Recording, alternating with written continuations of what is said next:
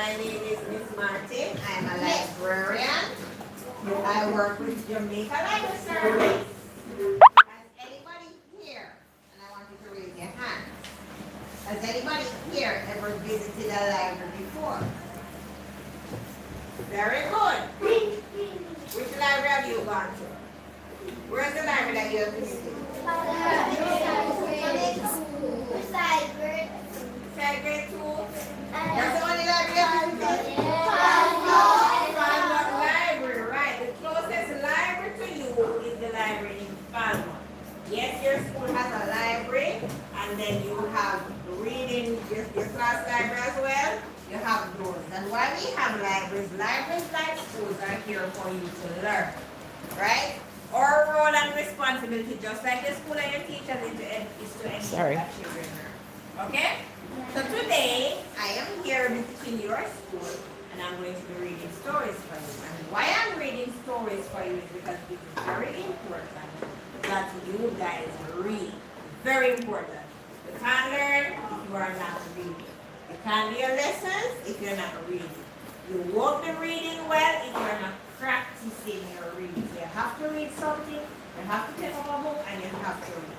So I'm here today to read a story for you.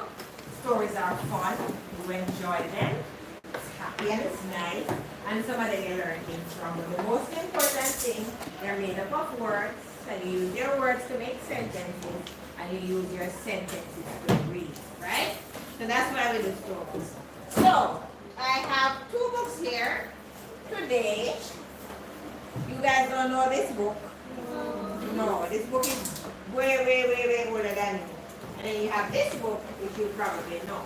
This one has a lot of stories in it, right? And I'm going to read one of that stories, Enter the Marshal, right? And this one is Hop on Pop. These books are fun. Hop on Pop, right? They help you to read very easily because they have a lot of rhyming words, they have a lot of sight words, and those words that you learn very quickly, which are sight words. This one is Hop on Pop. So which one do you want me to read? Hop on Pop. Alright, Hop on Pop is going up first. So, you're looking at Hop on Pop, right? Yes. What's happening on the cover of this book?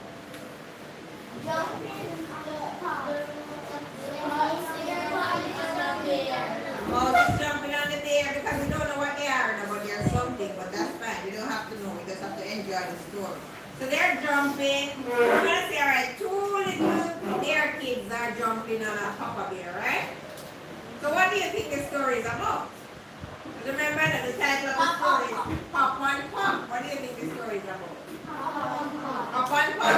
So somebody's going to hop on Pop. Anybody here for hop on Pop? You hop on Pop? Pop is very strong. Alright, let's find out what is happening. See, you can already read it. Come, let's go. Up, pop, pop is up. So these books are very easy to read. Pop in the cup. And if you can't read the words, you can follow the pictures, right? So if you're not that good at reading, when you read a Dr. Seuss book, you can look at the pictures and you can tell what's happening. So this is cup in pop. So okay, we're over here now. So pop, pop, cup and pop. Because the cup is on pop, right? Yes. House mouse. Mouse. Mouse on house, right? House mouse. House on mouse. House on mouse. Just follow the pictures. All tall, we all are tall.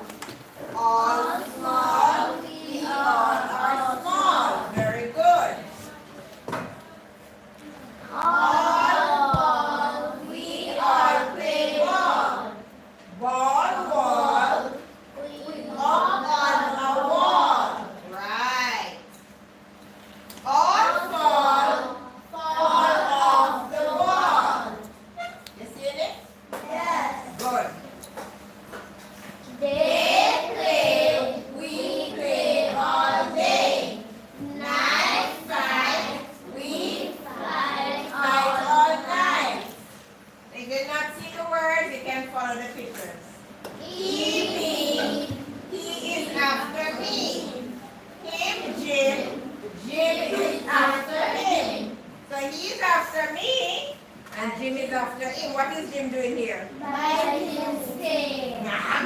You think that's something good? Look at Jim. Jim look mad and here. Bites up the tail and mouth and full of hair. CB, we see three. CB, now we see three. Right. Three fish in a tree. Anybody ever seen fish in a tree before? No. We're just seeing it today, right? Yeah. In the book. Fish in a tree. How can that be? Red. They call me red. Red. I am in bed. Very good. So red, Ned, Ted, and Ed in bed. And these are what kind of words? Sight words. Yes, they are sight words, but what else? Rhyming words. What do you call these words? No, listen. Bed, Ned, said, Ed. Rhyming words. Very good. They're rhyming words. So Pat, they call him Pat. Pat sat on a hat. Right, Pat sat on a hat. Pat's cat. Pat sat on cat. Pat sat on a hat. No, Pat, no, don't sit on that. Why Pat doesn't sit on this? Right? What is this? Cactus, right? And cactus have little needle-like things on them that stick here. It's very uncomfortable. Sad, bad, hat. That is sad. Very, very sad. He had a bad day. What a day that had. What happened to that?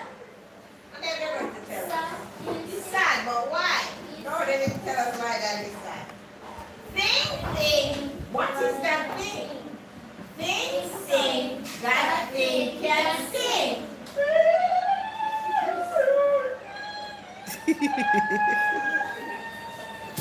Song long, a long song. Goodbye, thing. You sing too long. Something is singing and singing and singing, and the song can't finish, so they have to leave, right? Walk, we like to walk.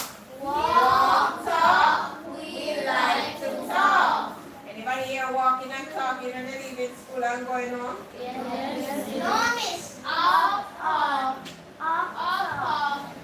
We like to hop. We like to hop on top of stuff. Does Pop look like he wants anybody to hop on him? No. Stop! You must not hop on Pop. Pop is very mad. Look at Pop, Eddie. Do you think this is a place that anybody should be happy now? No. This must be uncomfortable for Pop, right? Yes. Your belly is so soft. Pop don't want anybody. Look at Pop's face. Mad. Pop is mad. And look how happy they were happy than Pop. And then Pop just get mad. If your friend there, Pop don't want any happy. Mr. Brown and Mrs. Brown. Mr. Brown is upside down. Pop up, Brown down. Pop is down. Here is Brown. Where's Brown? He's not. It looks like he reached up a fellow. There is Brown. There is Brown. Past the cruise ship. There is Brown. Mr. Brown is out of town. What a bounce Mr. Brown gets, sending all the way out of Saltmarsh past Palmatonga. Black. Brown came back. Brown came back with whom? Mr. Black. The Brown went so far he found a friend. Snack, eat a snack. Eat a snack with Brown and Black. Now what are they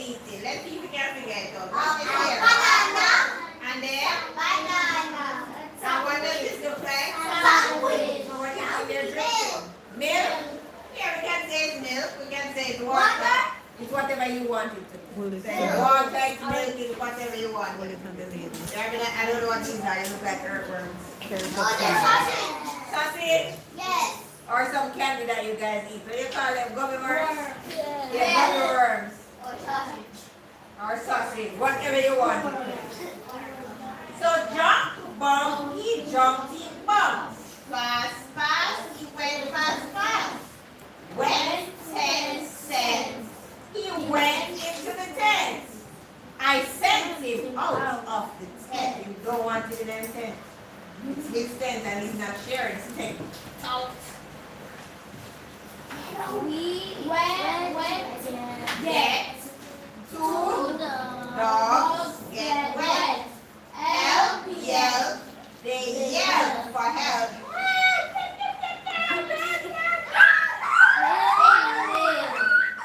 Ah, there you go.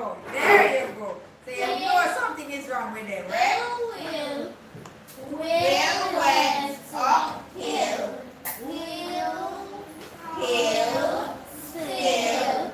Will is up, hill, still. And all of these are rhyming words. So easy there to call because it just starts with a different letter. So you say, wait, this is will and this is hill. And you ST, still. And you just figure them out. Read, you see, you have to practice your reading. You have to practice your reading to learn new words and to learn how to read the story.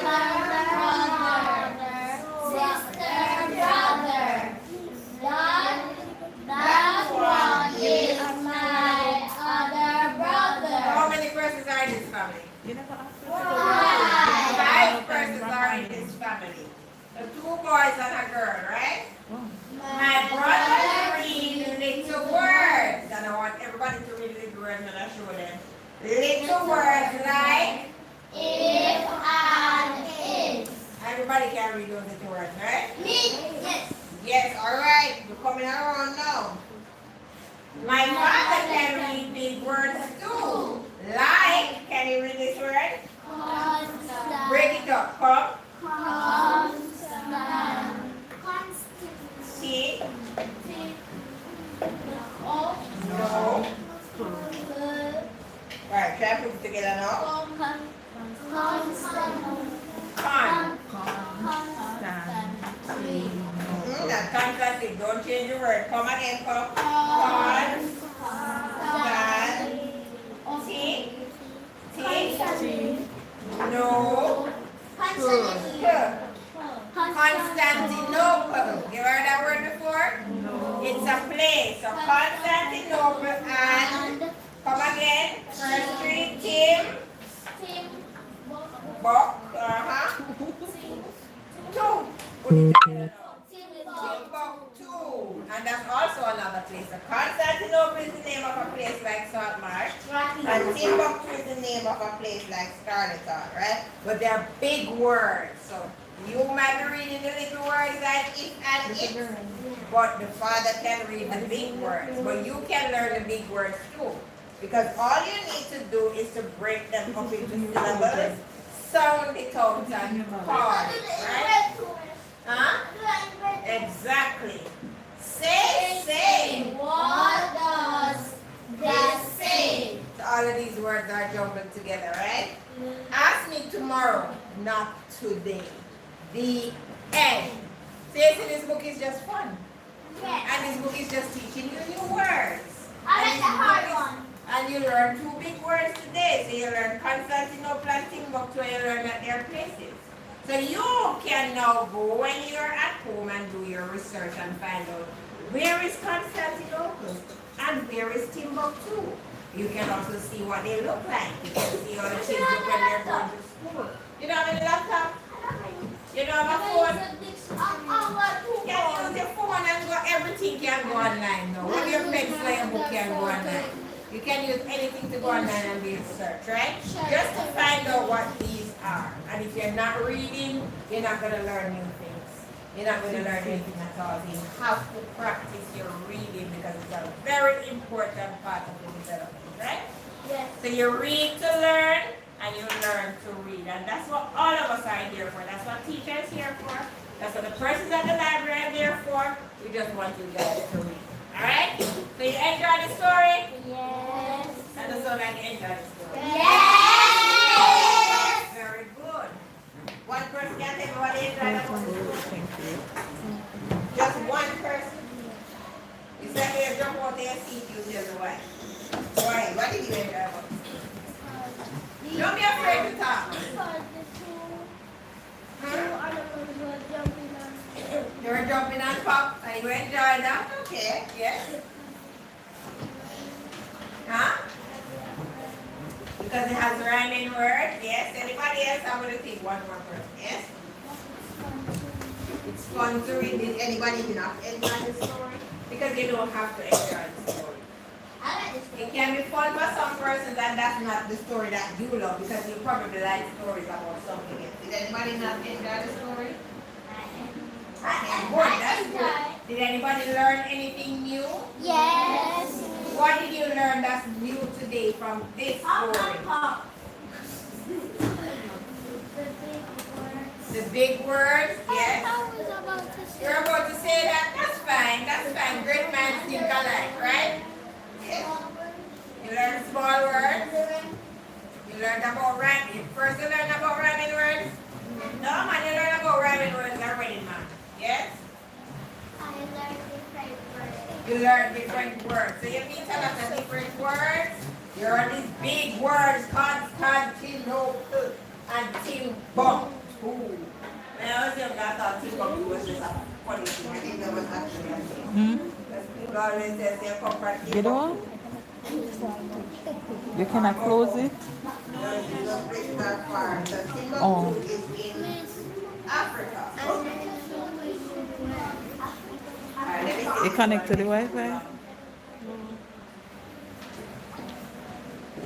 Alright, so grade 3, you're going to have to sit and you're going to have to be quiet. These are books that they used to use in school years ago. Right? Gariana, what's your daddy? So these are books that we used to use in our schools years ago. We're not really using them again because after time we changed and we use different things. So this is the Blue Baho series. This is book 6. This is a book for way above your level. But I know you guys can manage because you were so attentive. So you're ready to learn and pay attention. So I'm going to read Enter the Martian. I'm just going to show you the Martian. Here he is.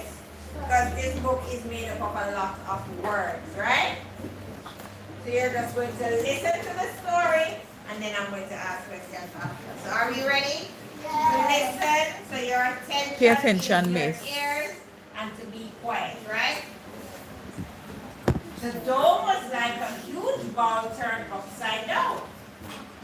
Inside there was a large platform at the back, and on it were seated the 10 members of the Great Council of Mars. Do we know what Mars is? A Anybody here planet. know Mars? A planet. A planet. So we have some planets. Earth is a planet. Mars is the closest planet to us, right? So clearly these people are not from where? They are not from which planet? Jamaica is a country. But which planet do we live on? Planet Earth. Planet Earth. So they are from Mars. One guard stood at a single entrance, and in the center of the dome, facing a platform, a small figure stood. The silence was broken by a voice that was like waves of soft music. "Hear me, my little," said the leader of the Great Council. "Yes, Great Akron." The voice was also soft and low. "The Earthlings show much interest in our planet Mars.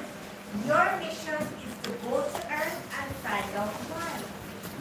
Akron was like a huge pyramid of fat, broad at the bottom where he sat, with his feet folded under him, and ended in a point at the top of his head. Let me show you Akron again. Here's Akron. That's the little Martian that's coming to Earth to see you soon, very, very soon. Listen up for the spaceship. "Listen well," he said. "I sent you for your experience in space travel, and you also like the Earthlings. If you do not use your powers, they will take you for one of their small ones." Put that thing down. Distracted. Izu. The one in the car. From what I hear, they're stupid people. You hear what he said about us? It should be easy to find out what you need, Great Akron. That is not the right attitude, Mylin. Do not go there with ready-made ideas. Do as they do.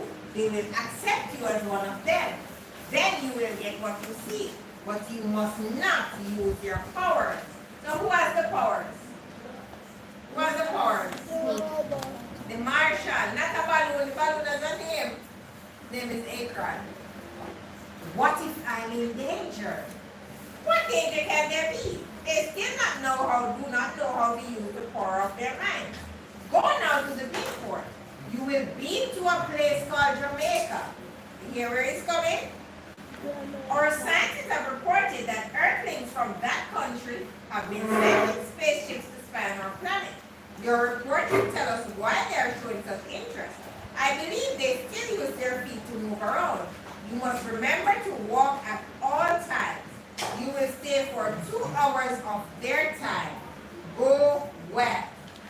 So Akron is up. Miley bowed his tiny body and floated past the guard and went towards the Beanport of Mars. He stood on a disk that was the size of a dinner plate. A white beam of light covered him, and the next second he was standing in the middle of a dusty field. He stepped off the disc, folded it to the size of a small coin, and put it in his pocket. His ears began to pick up new sounds. At the same time, he saw children moving about. From his other travels, Miley knew this was a schoolyard. He looked towards the building and wondered whether the adults there could help him find the answer to his mission. Miley began walking. He swept the ground with the tops of his toes as if he wore shoes that were too long at the front. Also, with every step he made, he crossed one foot over the other and twisted his shoulder forward and backward, as if he was dancing the twist. So you can imagine him walking. I'm stirring up a lot of dirt. My shoes are too high for me to make properly. Hey, you come here quick. Oh, look what this boy. Called out one boy. Miley kept on walking. He heard the rush of many feet, and he knew the children were coming towards him. They were pointing and making fearsome noises with their mouths. They were like the sounds that lost creatures made in outer space. The noises hurt and terrified Miley, for Martians cannot stand long sounds. He longed to step on his disc and beam back to Mars where it was quiet and peaceful. Hey, Flatfoot! Hold on! Shouted a boy called James. Miley kept on walking, and the strange sounds behind him became more frightening and painful. Why? The agony Miley suffered from the noise almost caused him to fall to the ground. He covered his ears, but the sound still came through. Miley turned around and saw the bared teeth and the wide open mouth of the boys and girls following him. He saw them point at him. "How will I get them crows there?" a girl asked. A boy laughed loudly as he tried to grab hold of Miley's plastic khaki suit. Miley started to turn purple, as Martians do when they become angry. He remembered just in time not to point his finger at the children and shoot them with his electric rays.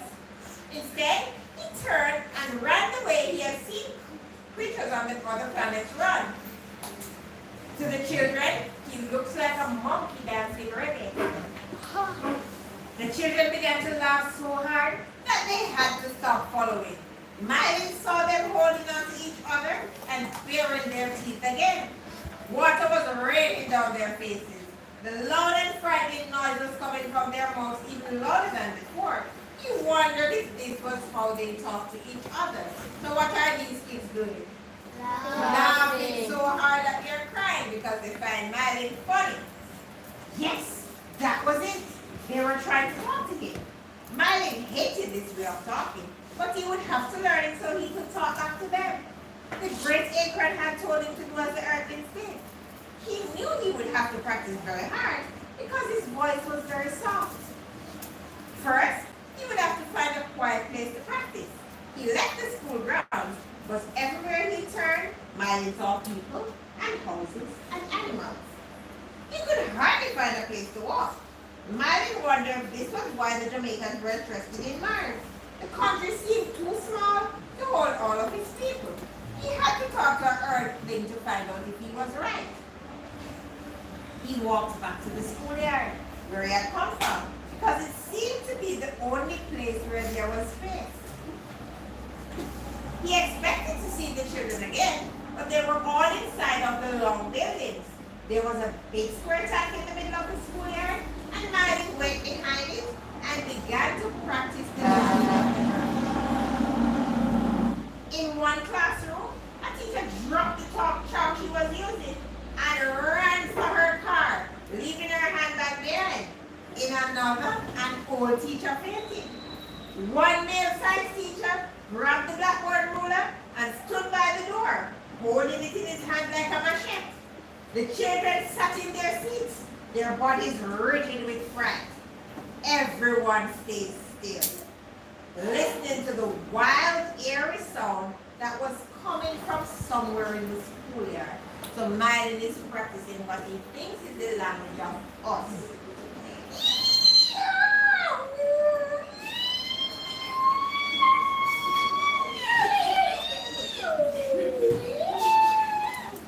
The sound was like a whole group of different animals barking and howling and laughing and screaming all at once. It made the children cover their ears and squeeze their eyes shut in pain and fear.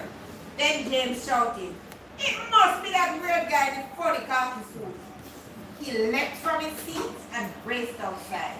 The other children followed. The science teacher followed. They raced to the tank and came to a dead stop. Miley's mouth was open as wide as a soup bowl. The fearsome noise crashed against their eardrums. James rushed in. Miley forgot what the great apron said Jamaica. and quickly pointed his index finger. Zap! James fell.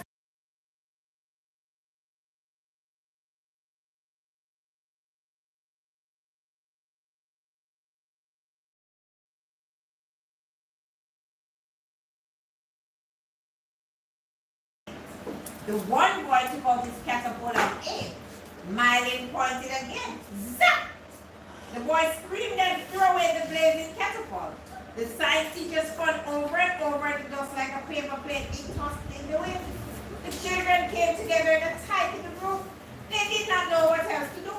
They were frightened out of their wits. Miley thought he had better return to Mars, but he had to open his disc on the ground for the beam to find him.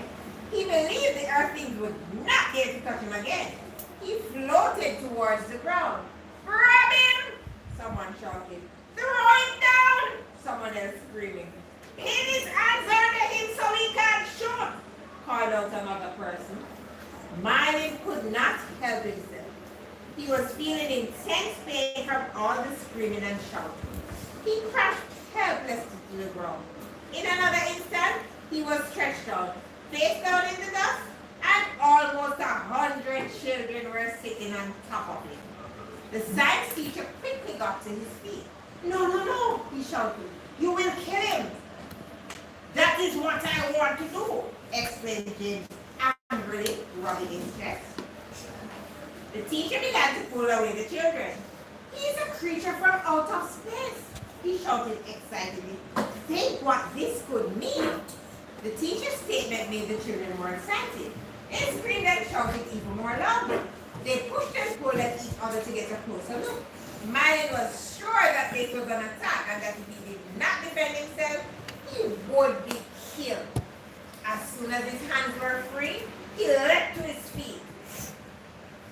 He pointed his index finger and began to spray electric rays in a wide circle around him. Zap, zap, zap, zap, zap, zap. The Earthling screamed and fell back away from him. Miley himself was in great pain from the loud scream, but this was life or death. He could not stop. He quickly took out his disc. Instantly, Miley was wrapped in a blaze of light and disappeared as completely as if he had never been. "What happened?" asked James. They looked at each other in wonder. "We frightened him away," said the teacher in a half hungry, half regretful voice. Back on Mars and in the dome once more, Miley gave his report to the council. The Earthlings have multiplied until they have nowhere to walk. I believe they're planning to migrate to our country, to our planet.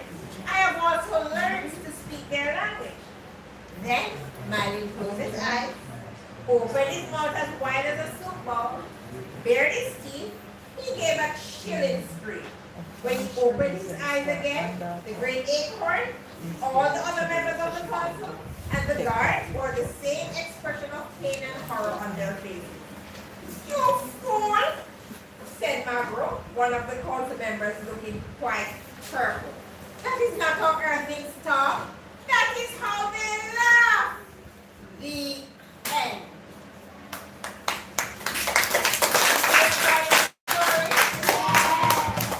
Now, do you believe that Martha's are real? Do you believe that Martha's are real? Do you believe that there's other life on other people living on other planets? Yes. I can't tell you that you're wrong, because you can use your imagination. Imagine anything at all. So stories can be about real things, and it can be about things that are not real, right? So what you learn in school, the stories are real. That's facts, nothing changed. And then we have fiction, where we make up things that are not real, and we just do that for fun, right? So our imagination can grow. So you can draw a Martian any way you want a Martian to look. That's how your Martian looks. So this is just a story for fun, telling you about Miley the Martian that came to Jamaica and didn't know that the people were laughing and not talking because they just didn't understand each other, right? So thank you for having me, grade 3. You have been good students. Yeah. And I hope that you all visit the library in Falmouth. And you are the thank you, girl? Alright, hold on. That you all visit the library in Falmouth and that you all practice your reading by reading a book. Don't only focus on the tablet and the phones and the TV. Take up a book and read it. So your books that are in your class library, try to read all of them. Try to read all of them before you finish grade 3, right? Read all your textbooks, read everything that you do for class. When you go home and you're using your tablet and your computers, don't only play Roblox and whatever those games are. Don't only play those Free Fire. Actually do some, try to learn about something. Because on YouTube, it has a lot of information. So you can go on YouTube and look for Timbuktu and you'll find out how Timbuktu and all the people that Timbuktu do. Alright, so let her go ahead before you guys go for lunch.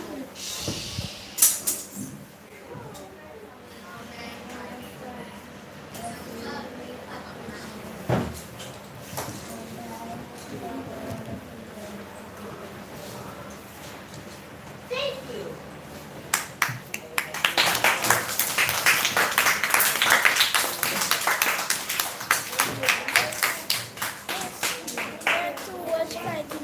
Alright, grade 3, enjoy the rest of your day. I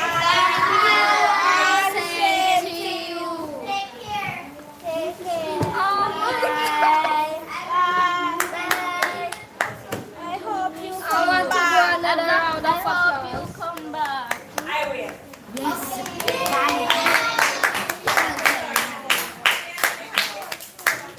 And to let you know, children, Miss Martin, she's one of the workers in our community who contributes immensely. What did she come and do to you, for you today? Huh? Okay, so what is her job or occupation? A librarian. She's a librarian. All right, so you learn about another worker in the community. Which library she work for? Most library. You don't know which library? Miss, I didn't know you have a Samsung. Falmouth Library. Falmouth Library she works. And you should join the library. I'm going to join it soon. On the weekend I'm going to join it. Me too. Miss, did you know I'm next All right. No one else. Go back to your seat. I'll see you guys. No one else. Go back to your seat. All of you.